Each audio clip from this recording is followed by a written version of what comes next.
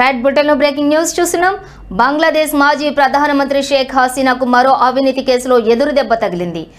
పూర్చచల్ new town ప్రాజెక్టులోని భూముల కేటాయింపులో అక్రమాలకు పాల్పడ్డారన్న ఆరోపణలపై ఢాకాలోని ప్రత్యేక కోర్టు ఆమెకు 5 ఏళ్లు జైలు శిక్ష విధించింది. సోమవారం ఈ సంచలన తీర్పును వెలువరించింది.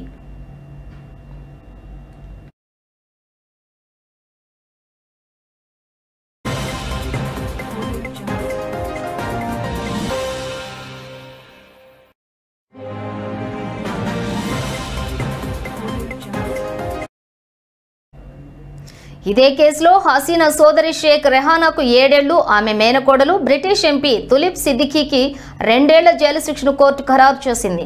ఢాకా స్పెషల్ జడ్జి కోర్టు 4 న్యాయమూర్తి ఎండి రబీయుల్ ఆలం ఈ తీర్పును ప్రకటించారు.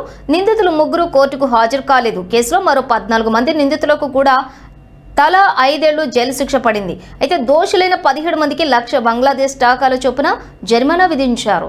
జరిమానా చెల్లించని పక్షంలో అదనంగా మరో 6 నెలలు జైలు శిక్ష అనుభవించాలని ఆదేశించారు.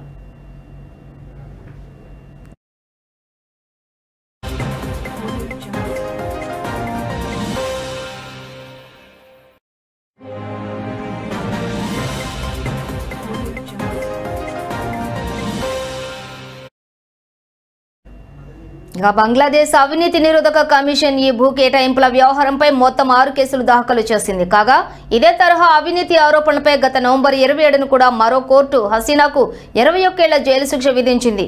అటు అల్లర్ల సందర్భంగా మానవత్వానికి వ్యతిరేకంగా ఆదేశాలు ఇచ్చి వందలాది మరణాలకు కారణమయ్యారన్న కేసులో ఆమెకు మరణశిక్ష విధించడం తెలిసిందే.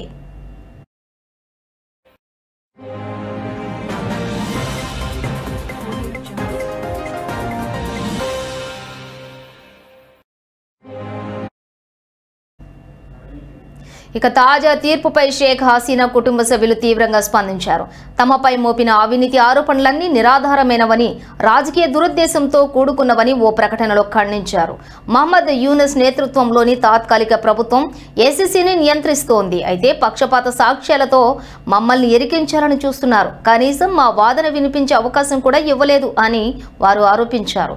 హసీనా నేతృత్వంలోని అవామీ లీగ్ పార్టీ కూడా ఈ కేసులను రాజకీయ కక్ష సాధింపు చర్యలుగా అభివర్ణించింది.